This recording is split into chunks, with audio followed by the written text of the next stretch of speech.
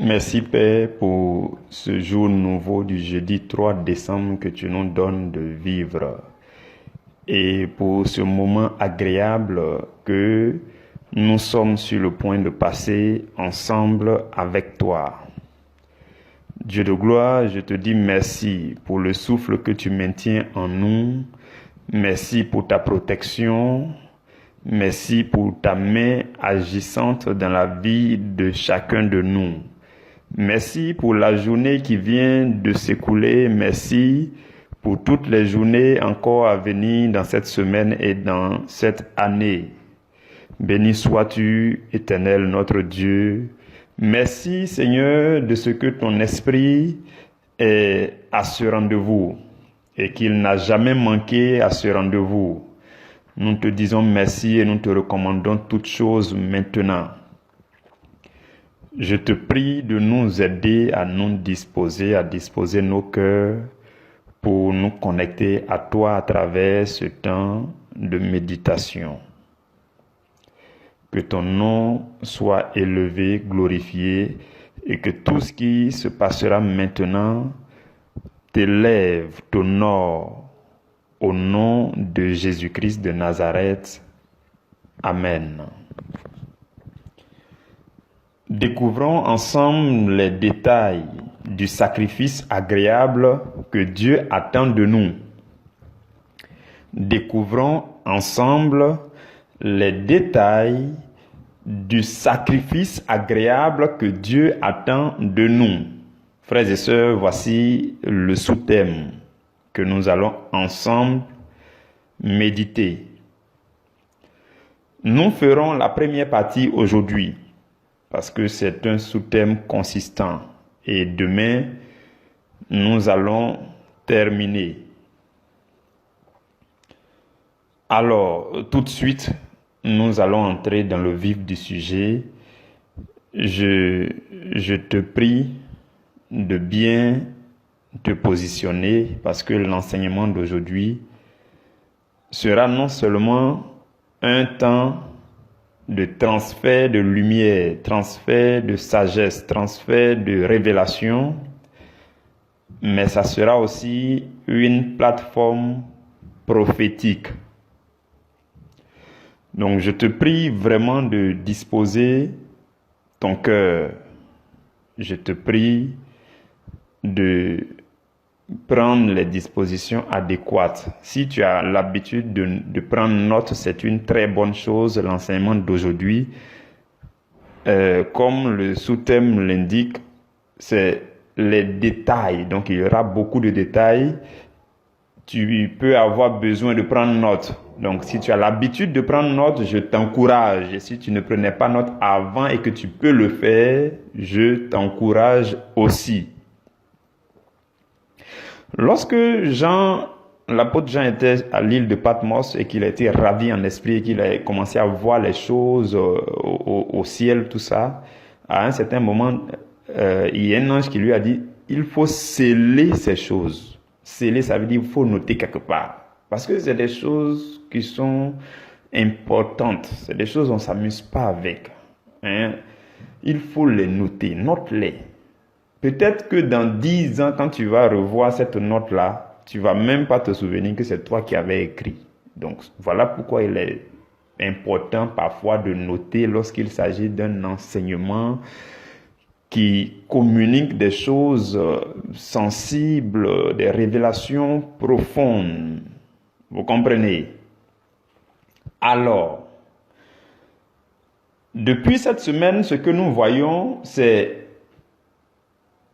la foi exige la foi exige le sacrifice. C'est le thème que nous méditons tout au long de cette semaine. Et durant les enseignements passés, les 3 enseignements passés de lundi à hier, vous avez pu remarquer que le sacrifice, on peut classer les sacrifices du Nouveau Testament en 2 types de sacrifices. Donc, tous les enseignements qu'on a vus jusqu'à hier peuvent se résumer en deux choses. Hier, nous étions en train de parler du fait qu'il faut se dédier à Christ. Vous vous souvenez très bien. Ce que je veux nous dire maintenant, c'est que tous les sacrifices peuvent se résumer en deux sacrifices, deux types de sacrifices. Le premier type, c'est de se donner à Dieu. Et le deuxième type, c'est de donner ce qu'on a. Vous comprenez? Donc, le sacrifice de ce que tu es et le sacrifice de ce que tu possèdes. Vous comprenez? C'est comme ça qu'on les subdivise à partir d'aujourd'hui. Donc, la première partie de notre enseignement d'aujourd'hui, nous allons voir ce que c'est que le sacrifice agréable en termes de don de soi. Le sacrifice de ta personne. Quels sont les détails du sacrifice de ta personne, le don de soi? C'est ce que nous allons voir aujourd'hui. Et évidemment, demain, nous allons voir la deuxième partie qui concerne comment est-ce qu'on doit donner les choses qu'on possède à Dieu. Comment le faire de façon agréable. C'est ce que nous allons voir. Alors, je voudrais faire une précision avant de continuer. Suivez-moi bien. Je veux nous dire que, en fait, quoi qu'il en soit, quoi que nous disions toutes ces choses, tout et tout, c'est un choix. Sache que c'est un choix. C'est un choix. Et si tu es connecté à ce temps d'enseignement, c'est pour que, à travers chaque parole que tu vas entendre, tu reçoives la grâce de faire le bon choix. Donner un sacrifice à Dieu, c'est un choix. D'autres le font, d'autres ne le font pas. Donner un sacrifice agréable, c'est un choix. D'autres le font, d'autres ne le font pas. Mais aujourd'hui, en cet instant précis, où nous sommes en train de commencer cette méditation, tout ce que tu vas entendre vienne afin de relâcher sur ta vie la grâce de faire le bon choix. Dans Deutéronome 30 au verset 19 et 20, Dieu dit à son peuple, il dit, je prends aujourd'hui en témoin le ciel et la terre, parce que j'ai mis devant vous la vie et la mort, la bénédiction et la malédiction. Et il a dit, mais choisis la vie. Ça veut dire quoi? C'est un choix. Choisis la vie afin que tu vives, toi et ta postérité. Donc, Dieu n'a jamais rien fait avec brutalité, tout est choix. Maintenant, quand tu te disposes et que tu entends les détails des choses, tu as maintenant la possibilité de choisir. Et pendant que tu écoutes ces détails et que tu es très bien disposé, l'Esprit de Dieu, la parole qui est prêchée, est transportée par l'Esprit. Et la puissance t'est communiquée par la grâce de Jésus-Christ. Et tu reçois la grâce de discerner et de pouvoir faire le bon choix. C'est ce que mon cœur désire pour toi qui m'entends maintenant. Pendant que nous serons en train d'avancer dans la méditation, reçois en toi, reçois dans ta vie la grâce d'opérer le bon choix à la suite de Dieu. Pour ce qui nous concerne, cette semaine, c'est le sacrifice. Le bon sacrifice. Le sacrifice agréable.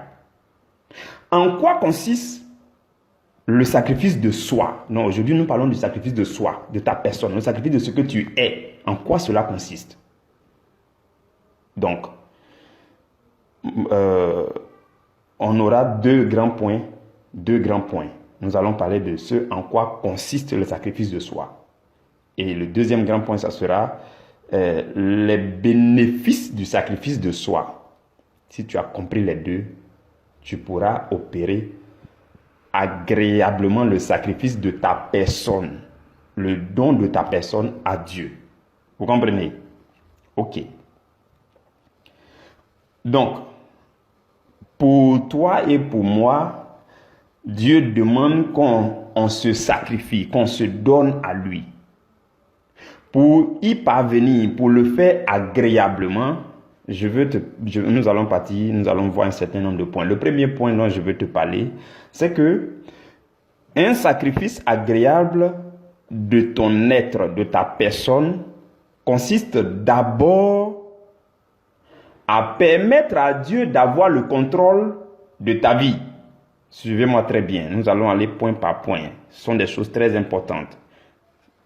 J'ai dit d'abord, le premier point du sacrifice de ta personne, tu es né de nouveau, tu as commencé ta vie chrétienne, tu es en train de chercher Jésus, tu dis, oh je cherche Jésus, ainsi de suite. Je te le dis, le premier point, la chose que tu dois faire, c'est, pour commencer le sacrifice de ta personne, la première chose consistante que tu dois faire, c'est de permettre à Dieu d'avoir le contrôle de ta vie. Il faut que tu laisses le contrôle à Dieu. Il faut que tu permettes à Dieu de prendre le contrôle, de te guider. Quand tu avais le contrôle des choses là, nous tous on a vu le résultat que ça a donné. Quand c'est toi-même qui gérais ta vie, tu dirigeais ta vie, tu n'avais pas Jésus-Christ, nous tous on a vu c'est quel résultat ça a donné. Maintenant que tu as donné ta vie à Jésus, que tu as accepté Jésus comme Seigneur et Sauveur, ce que je te recommande aujourd'hui, c'est que tu laisses à Dieu, tu permettes à Dieu de se saisir de ta vie, de prendre le contrôle de ta vie. C'est la première chose à faire. Dans Proverbe 23, verset 26, la Bible dit, mon fils, ma fille, donne-moi ton cœur. Ça consiste à donner ton cœur à Dieu. A dit à Dieu, prends le contrôle de mon cœur. La Bible dit, mon fils, donne-moi ton cœur et que tes yeux se plaisent dans mes voies. Proverbe 23, verset 26. Donc, cela consiste à donner ton cœur à Dieu. Tu donnes ton cœur à Dieu, tu dis, Seigneur, prends le contrôle de mon cœur. Vous comprenez, c'est la première chose. Le deuxième point, c'est que le sacrifice agréable de ta personne consiste aussi à t'employer, à t'appliquer, à rechercher la lumière pour éclairer ton cœur. Vous voyez, tu as donné ton cœur à Dieu. Dans le premier point, tu as donné ton cœur à Dieu. Maintenant, il faut chercher la lumière de Dieu. Il y a une manière de disposer ton cœur pour que la lumière de Dieu remplisse ton cœur, la connaissance de Dieu, les révélations, ainsi de suite. C'est comme ça. C'est le deuxième point. Donc, on dira que tu te sacrifies agréablement si tu recherches la lumière, pour que ton cœur soit éclairé. Dans Éphésiens chapitre 1, verset 17 à 18, l'apôtre Paul prie pour les Éphésiens et puis il dit, afin que le Dieu de notre Seigneur Jésus-Christ, le Père de gloire, vous donne un esprit de sagesse et de révélation dans sa connaissance et qu'il illumine les yeux de votre cœur. Donc tu as donné ton cœur à Dieu. Et il faut rechercher la lumière. Il faut avoir soif de la lumière pour que la lumière de Dieu puisse remplir ton cœur. Vous comprenez? Tu as besoin de lumière. Tu as besoin de t'exposer constamment à la lumière. Tu as besoin d'avoir une plus grande lumière. C'est le deuxième point. Vous savez, nous vivons dans un monde des ténèbres. Les ténèbres, spirituellement, c'est les ténèbres dans ce monde. Et ceux qui vivent dans la lumière sont ceux-là qui sont connectés à Jésus-Christ, qui est la véritable lumière. Vous voyez. Si auparavant, vous n'étiez pas dans la lumière, vous étiez dans les ténèbres, dans le monde, ainsi de suite. Et que aujourd'hui, par la grâce de Dieu, vous vous êtes réveillés. Et que vous voulez marcher avec Dieu. Je pense que vous avez aussi en vous le désir de racheter le temps perdu. Il y a beaucoup qui ont le désir de racheter. Quand ils se convertissent net, ils disent, mais j'étais malmené par le diable. Non, mais non, c'était pas normal. Non, mais aujourd'hui, je vois clair. Donc, il faut que je rachète le temps. Donc, si tu as ce désir, que tu as besoin d'aller plus vite, que tu as besoin de racheter le temps, il te faut accélérer ta croissance spirituelle. Et pour accélérer ta croissance spirituelle, tu as besoin de lumière. Hein, vous voyez, non? Pour avancer, on a besoin de lumière. Je ne sais pas si vous comprenez cette image. Nous sommes dans un noir total sur cette terre-là. Pour bien avancer, tu as besoin de lumière. Si tu n'as pas la lumière, tu ne peux pas avancer. Si tu n'as pas la lumière de Christ en abondance, tu ne peux pas avancer. La vitesse à laquelle tu vas avancer dépend de l'éclat de la lumière que tu as. Dépend de la qualité de la lumière que tu as. C'est un peu comme quand vous conduisez un véhicule la nuit. Vous voyez, non? Votre pied droit est sur l'accélérateur. Vous-même en âme et conscience, si la qualité de vos phares, si vos phares n'éclairent pas bien, vous-même vous savez que vous ne pouvez pas appuyer sur l'accélérateur. Vous ne pouvez pas aller vite tant qu'il n'y a pas de bonne lumière. Par contre, si vos phares éclairent très bien, vous êtes rassuré, c'est là que vous appuyez sur l'accélérateur, vous pouvez avancer. Donc pour avancer, pour accélérer, pour aller plus vite, pour racheter le temps, il faut de la lumière. Vous comprenez ce que je dis? C'est le deuxième point. On va aller vite. C'est le deuxième point. Donc, pour que vous soyez un sacrifice agréable, premier point, donnez votre cœur à Dieu. Exposez votre cœur et livrez ça à Dieu. Et deuxième point, cherchez Dieu. Cherchez la lumière de Dieu. Désirez la lumière de Dieu, l'illumination. Troisième point, un sacrifice agréable de votre personne consiste à vous investir dans la méditation de la parole. Le troisième point va ensemble avec le deuxième point. Vous investir dans la méditation de la parole. Quand je dis vous investir, ça veut dire que vous faites violence sur vous-même pour lire la Bible. C'est le minimum pour le chrétien. Quand tu lis la Bible, tu médites régulièrement, tu es en train d'offrir à Dieu un sacrifice agréable de ta personne. Dieu dit à Josué, médite ce livre de la loi jour et nuit. Jour et nuit. Il n'a pas dit jour seulement. Il a ajouté nuit. Et vous allez remarquer avec moi, pour ceux qui aiment méditer la nuit, quand vous méditez tard la nuit, vous êtes vraiment connecté. Vous avez les révélations. Donc, tu t'investis à trouver des moments calmes pour être dans la présence de Dieu, dans la méditation, la lecture de ta Bible. En le faisant, tu es en train de te donner un sacrifice agréable à Dieu.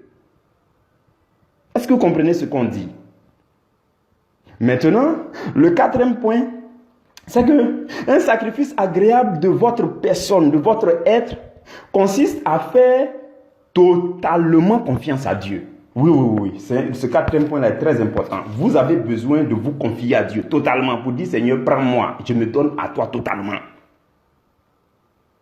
Je me donne à toi. Tu as besoin de te confier à Dieu. Tu dis, Seigneur, je te fais confiance. Tu n'as pas besoin de craindre ainsi de suite. Non. Tu dis, Seigneur, je m'abandonne à toi. Peu importe le vent, la marée, la tempête, tout ça, je me confie à toi. Dans Proverbe 29 au verset 25, la Bible dit que la crainte est un piège, alors que la confiance est une protection. Je ne sais pas si vous aviez rencontré ce verset-là déjà. La crainte, le verset dit, la crainte des hommes tend un piège, mais celui qui se confie en l'Éternel est protégé. Donc la confiance, la crainte que tu as, toutes les situations où tu crains, systématiquement il y a un piège qui se met devant toi. La crainte équivaut à un piège. Je ne sais pas quelle situation dans laquelle tu es actuellement. Je ne sais pas qu'est-ce qui te fait craindre maintenant. Je ne sais pas qu'est-ce qui te trouble maintenant. Je ne sais pas. Mais en tout cas, je te dis aujourd'hui, Dieu nous dit à travers Proverbe 29 au verset 25 que la crainte est un piège. Mais la confiance en l'Éternel est une protection. Vous comprenez? Donc, tu te confies en l'Éternel. Quand on dit on se dédie à quelqu'un, ça dit on se confie à lui, je me donne à lui. Vous comprenez? Cinquième point, un sacrifice agréable de votre personne consiste en l'obéissance pure, l'obéissance brute, l'obéissance radicale à la parole de Dieu. Et quand vous lisez la Bible, Pierre était le modèle de l'obéissance radicale. Pierre, vraiment, il était radical.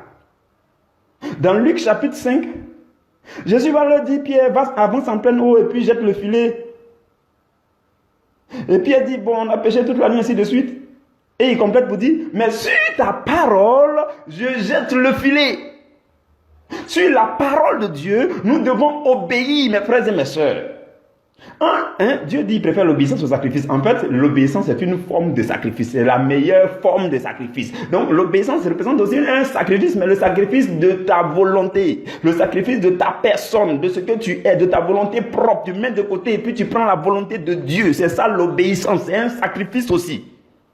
Mais c'est un sacrifice plus agréable. Comme aujourd'hui on parle de sacrifice agréable, voilà pourquoi on parle d'obéissance aussi. Pierre, il obéissait radicalement. Dans Matthieu 17, les gens ont dit à Jésus, non, toi, pourquoi tu ne payes pas les impôts? Jésus dit à Pierre, va à la mer, il faut jeter la maison. Au verset 27, il dit, il faut jeter la maison. Et puis, tu vas voir qu'il y a l'argent dans la bouche de poisson là.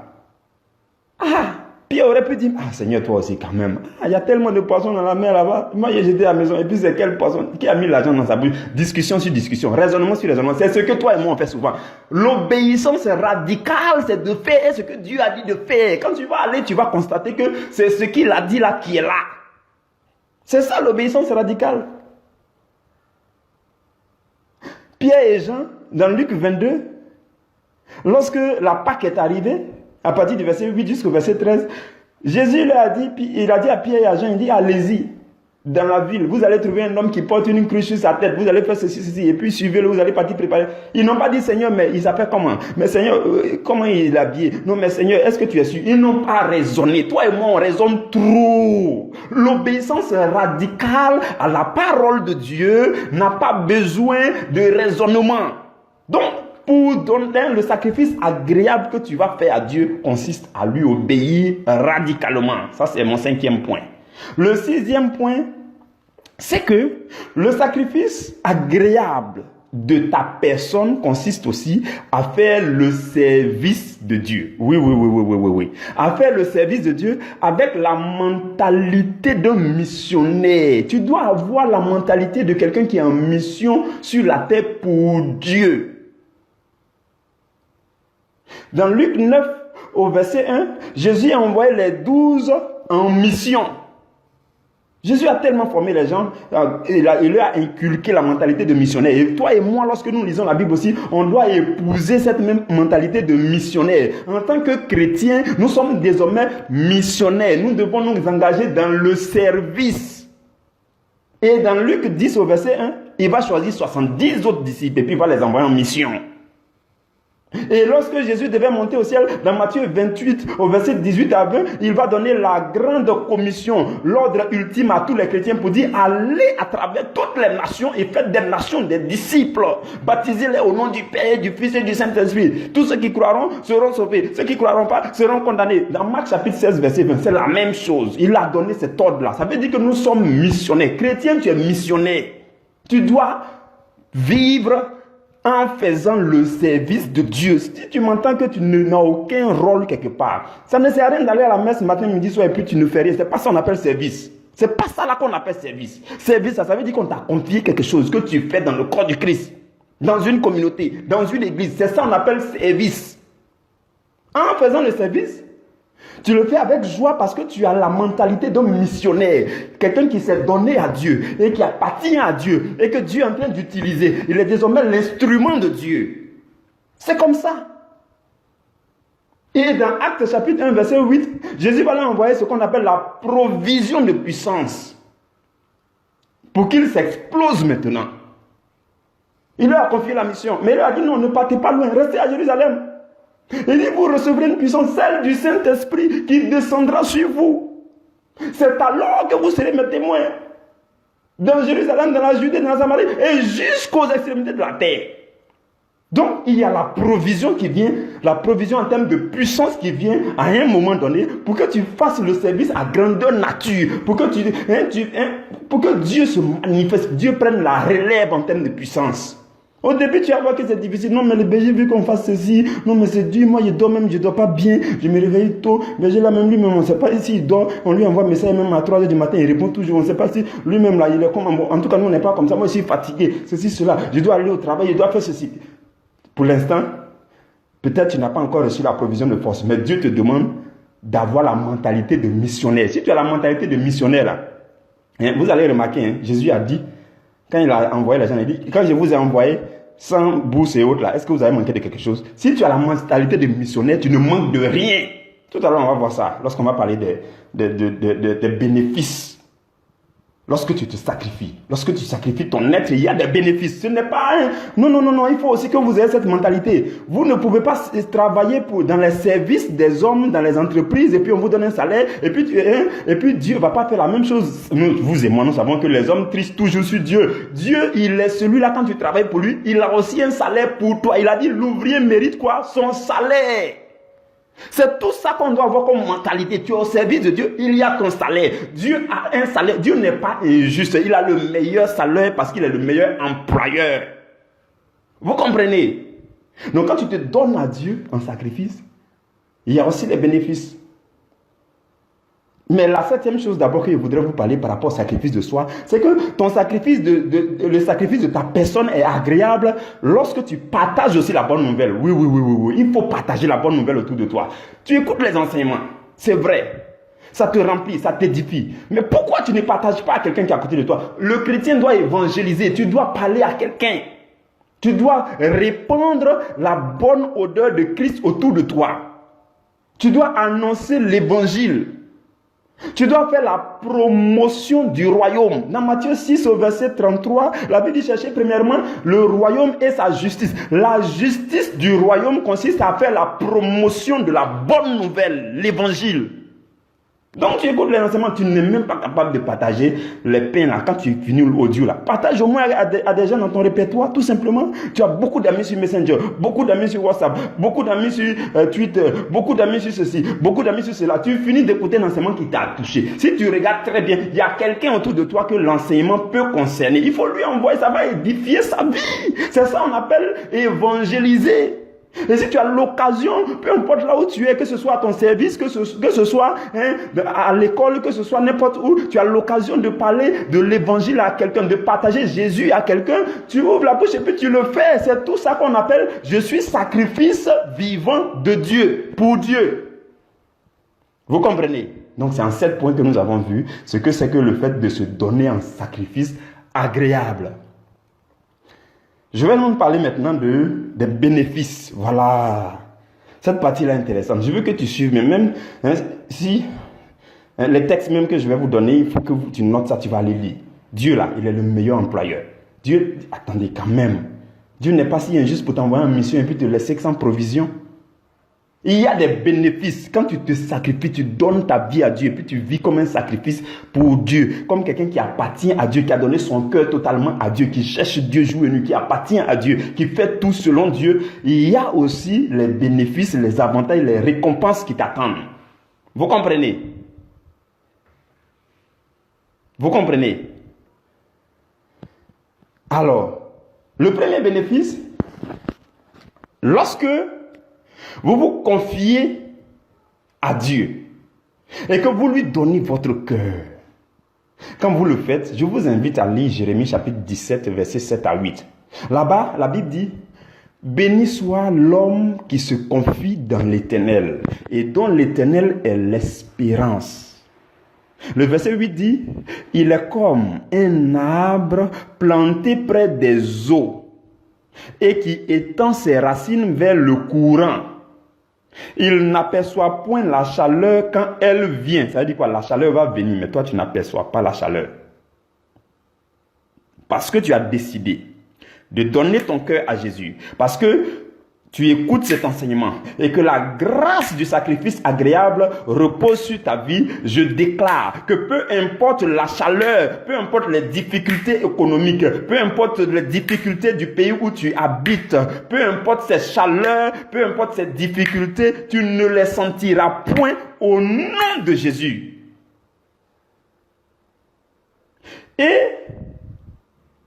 la suite dit, son feuillage reste vert. Dans l'année de la sécheresse, il n'a point de crainte. Peu importe les sécheresses autour de toi. Peu importe les sécheresses autour de toi. tu ne seras point atteint. La crainte ne t'habitera plus jamais parce qu'il y a la sécheresse autour de toi. La Bible dit, 1000 tomberont à votre gauche et 10 000 à votre côté, mais vous ne serez pas atteints. Les entreprises sont en train de tomber. Les gens font des business, ça échoue. Est-ce que ça vaut 10 000? Ça vaut même pas 10 000. Ça vaut même pas 1000 encore. Et même si ça valait 1000, toi, ton entreprise, ton activité, ton business, tes idées ne vont point chuter au nom de Jésus. C'est ça. Il dit dans les années de la sécheresse, il n'a point de crainte et il ne cesse de porter du fruit. Je déclare en ce matin que tu portes du fruit. Tu portes du fruit. Là où d'autres ne portent pas du fruit, quand ta main touche là-bas, tu portes du fruit. Les endroits où les gens ne portent pas du fruit, quand tu arrives là-bas, tu portes du fruit au nom de Jésus. C'est ce que fait Dieu lorsque tu te confies à lui.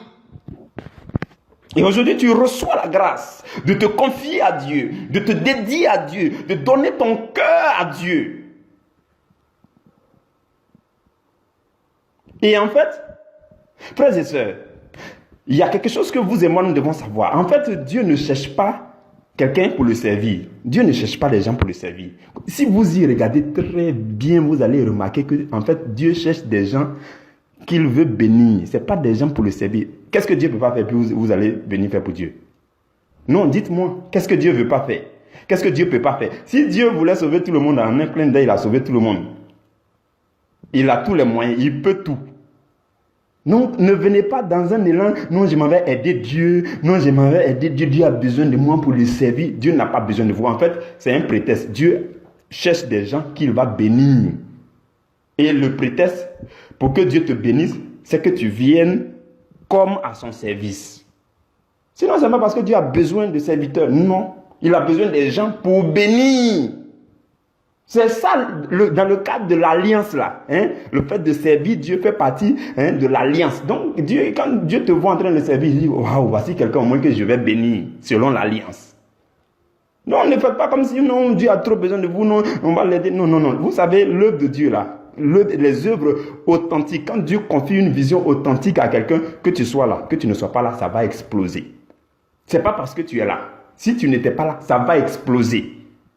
Et si tu es là, c'est parce que Dieu veut utiliser ce canal pour te bénir. Dieu ne cherche pas des gens pour le servir. Dieu cherche des gens qui vont venir et il va les bénir. Comprenez ça comme ça. Et je vous invite à admirer ce que l'obéissance de Pierre a produit dans Luc chapitre 5. Tout à l'heure, on a parlé de Luc chapitre 5. Et Pierre a obéi comment? Radicalement. Le verset 6 dit, ayant jeté le filet, il prit une grande quantité de poissons.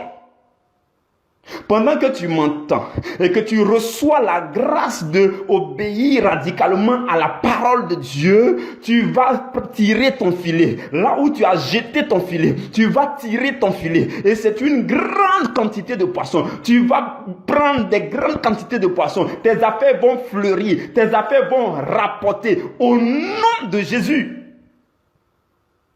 Et la suite dit, leur filet se rompait et il fit signe à leurs compagnons qui étaient dans l'autre barque de venir les aider. Il vint et il les remplit, il remplit les deux barques au point qu'elles s'enfonçaient. Je te le dis aujourd'hui, au nom de Jésus-Christ, l'abondance sera sur toi, de telle sorte que tes voisins le sentiront, tes voisins en profiteront, tous ceux qui sont autour de toi, tes proches en profiteront, parce que aujourd'hui tu reçois la grâce d'obéir à Dieu, la grâce de l'obéissance brute, de l'obéissance pure.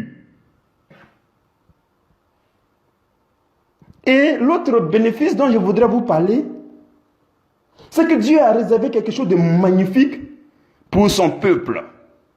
Surtout pour ceux qui le servent. Oui. Quand tu sers Dieu, tu es au service de Dieu. Regardez quelque chose. Dieu a prévu la santé divine et la longévité. Je ne sais pas si tu comprends ces choses. Est-ce que tu as mesuré la valeur de la santé divine? Est-ce que tu as mesuré la valeur de la longévité? Dans Exode 23, du verset 25 et 26, la Bible dit, vous servirez l'Éternel. Vous voyez, non? Ça commence par vous servirez l'Éternel. Et ce qui me réjouit déjà, c'est que pendant que tu m'entends, tu reçois en toi l'onction, la grâce de servir l'Éternel. Tout ce qui a été dit a été consolidé en toi. Il y a une puissance qui est entrée dans ton cœur et qui t'a transformé en un serviteur de l'Éternel, en une servante de l'Éternel. Et à ton sujet maintenant, l'Éternel dit dans Deutéronome 23 au verset 25, il dit, vous servirez l'Éternel, votre Dieu, et il bénira votre pain et vos eaux. Tout ce qui est dans ta maison sera béni. Ça veut dire que si tu avais du pain qui n'était pas béni, l'Éternel va bénir. Si tu avais un compte qui n'était pas béni, l'Éternel va bénir. Si tu avais des provisions qui n'étaient pas bénies, parce que tu décides de servir l'Éternel bénit ces choses au nom de Jésus. Et la suite dit, et j'éloignerai la maladie du milieu de vous. Je ne sais pas quelle maladie qui te fatigue. Comment est-ce que tu te sens dans ton corps? Quelle est la douleur qui te fatigue? Mais Dieu dit, pour ceux qui le servent, il éloigne la maladie. Et parce que aujourd'hui tu entends le son de ma voix, tu reçois la grâce de servir Dieu et que tu t'engages dans le service de Dieu, toute forme de maladie, toute forme de malédiction s'éloigne de toi au nom de Jésus. Et le verset 26 de Exode 23 dit, il n'y aura dans ton pays ni femme qui avorte, ni femme stérile. Je remplirai le nombre de tes jours. Voici la longévité. Je remplirai le nombre de tes jours. Parce que tu sais Dieu, tu remplis le nombre de tes jours. Tu restes vigoureux, vigoureuse jusqu'à la vieillesse. Et il dit aucune femme stérile. Je ne sais pas quel est ton âge, mais tu vas enfanter si tu n'avais pas encore enfanté. Je ne sais pas quel est ton âge. Non. On a vu des gens de 68 ans qui ont enfanté. Oui. Donc, Dieu dit, il n'y aura pas de femme stérile. Parce que tu le sais. Parce que tu le sais, tu ne peux pas être une femme stérile dans sa maison. Ce n'est pas possible.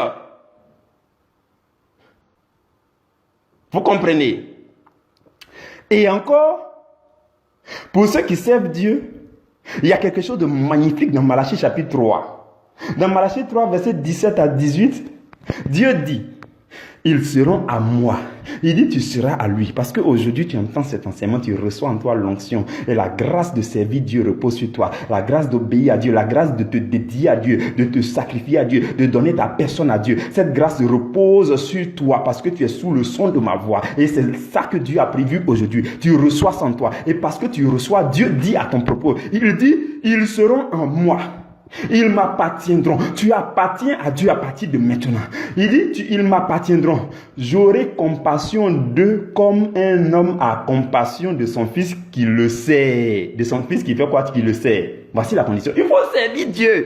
Aujourd'hui, tu reçois toute la capacité en toi pour servir Dieu. Je ne sais pas, si tu n'as pas encore intégré une communauté, c'est le moment de te signaler pour dire, je veux servir Dieu. Parce que Dieu a prévu des choses magnifiques qui ont été prophétisées sur moi. Je veux les saisir. Vous voyez, souvent les gens, on prophétise, on parle, on proclame tout ça. Les gens ne reçoivent pas parce qu'ils ne savent pas qu'il y a des conditions en bas. Aujourd'hui, je suis en train de prophétiser sur vos vies, mais les conditions, c'est que vous recevez d'abord la grâce de servir. La grâce d'obéir, la grâce de faire ceci. Saisissez ces grâces. Ne recevez pas la grâce de Dieu en vain. Non, n'insultez pas la grâce de Dieu. La grâce pour servir, la grâce pour obéir, la grâce pour vous donner en sacrifice à Dieu. Cette grâce-là, vous l'avez aujourd'hui. Cette force-là, vous l'avez aujourd'hui. Il appartient à vous de vous signaler dans une communauté pour dire, je suis disponible. Je peux libérer du temps pour faire ceci. Je veux faire ceci. Je veux être au service de Dieu parce qu'il a été proclamé des choses sur moi et je veux les saisir.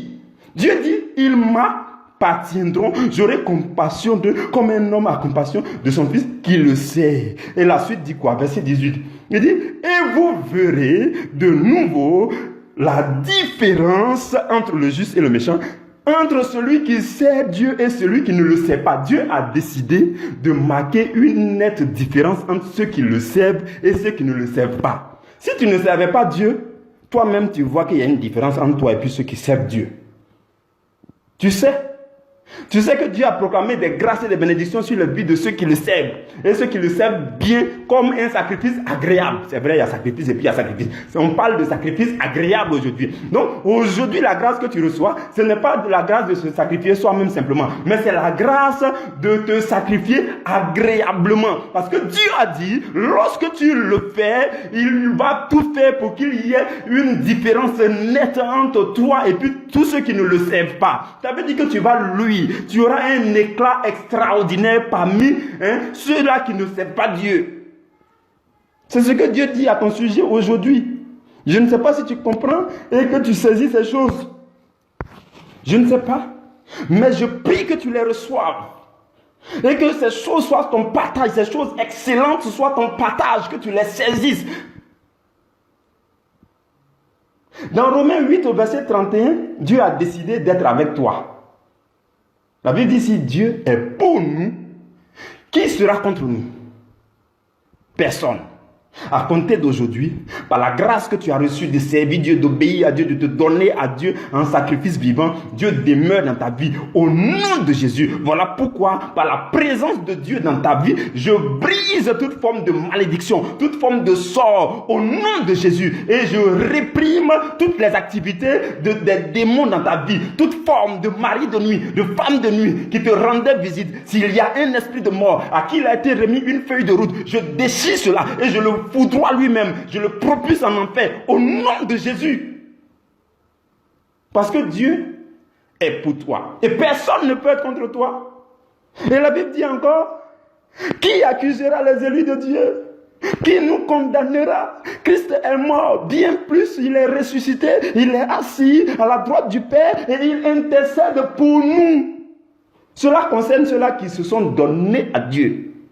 Ceux-là qui se sont dédiés en sacrifice agréable à Dieu. Je ne sais pas tu es dans quel camp encore. Pendant que tu entends ma voix, il y a une force qui est en train de te soulever du camp de ceux-là qui ne se sont pas dédiés à Dieu, qui ne se sont pas sacrifiés à Dieu, qui ne servent pas Dieu. Une force te soulève de là-bas et t'envoie maintenant dans le camp de ceux-là qui sont dévoués pour Dieu, ceux-là qui servent Dieu, ceux-là qui se sacrifient pour Dieu, qui donnent leur vie à Dieu parce que Dieu les a envoyés en mission sur la terre et ils doivent rendre compte à Dieu. Et la dernière chose dont je voudrais parler comme bénéfice du fait de se dédier à Dieu, c'est la direction divine. La direction divine. Ça veut dire que toi, désormais, tu sais ce que tu dois faire. On appelle ça aussi la sagesse divine. Dans Romains chapitre 12, verset 2, la Bible dit, ne vous conformez pas au siècle présent, mais soyez transformés par le renouvellement de l'intelligence.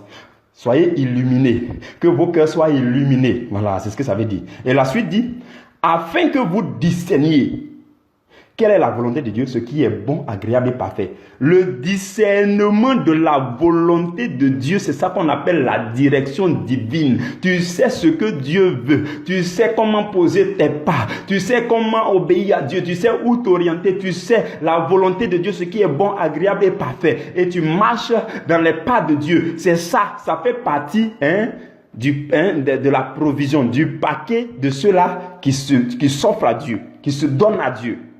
Parce que quand vous lirez Romains chapitre 2, le verset 1 d'abord dit, donnez-vous vous-même en sacrifice agréable à Dieu. Et le verset 2 dit, afin que vous discerniez quelle est la volonté de Dieu. Le discernement, la direction divine fait partie des provisions que Dieu envoie pour vous. Aujourd'hui, je prie que le flou ne soit plus dans votre esprit. Non. Vous avez des idées claires. L'année prochaine arrive, 2021 s'annonce. Vous avez des projets clairs, des projections claires, des choses que vous projetez de faire, des choses que vous voulez faire. Vous en avez la nette idée. Vous avez l'assistance du Saint-Esprit qui vous éclaire, qui vous oriente. Recevez la grâce de la direction divine au nom de Jésus. Et je vais terminer par nous dire que dans Jacques chapitre 1 verset 22, la Bible dit, ne vous bornez pas à écouter seulement la parole, mais mettez-la en pratique. C'est ce que Dieu nous dit dans Jacques chapitre 1 verset 22. Donc tu as entendu toutes ces paroles de grâce et de bénédiction, que ces choses remplissent ta vie, que la force que tu as reçue pour pratiquer la parole, pour appliquer la parole, que cette force bouillonne en toi, que tu le veuilles ou pas. Lorsque l'ennemi viendra prendre tes pensées pour les mettre ailleurs, je déclare que la force que tu viens de recevoir, cette force-là, te réaménage toutes choses en toi, parce que tu es condamné à recevoir les grâces et les bénédictions que Dieu a prévues pour tous ceux-là qui se dédient à lui, qui se confient à lui, qui se sacrifient pour lui, qui le servent. Qu'il en soit ainsi dans ta vie, au nom de Jésus-Christ de Nazareth. Amen. Frères et sœurs, demain nous poursuivrons dans le même soutien. Que Dieu vous bénisse, que Dieu vous garde. Au nom de Jésus. Amen, amen, amen.